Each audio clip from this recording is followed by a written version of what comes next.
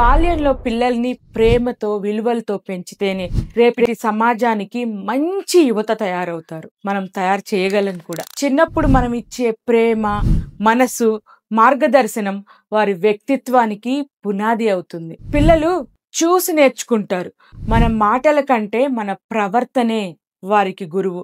అందుకే వారితో గడిపే ప్రతి క్షణం ఒక మంచి మనిషిని తయారు చేసే బంగారు సమయం.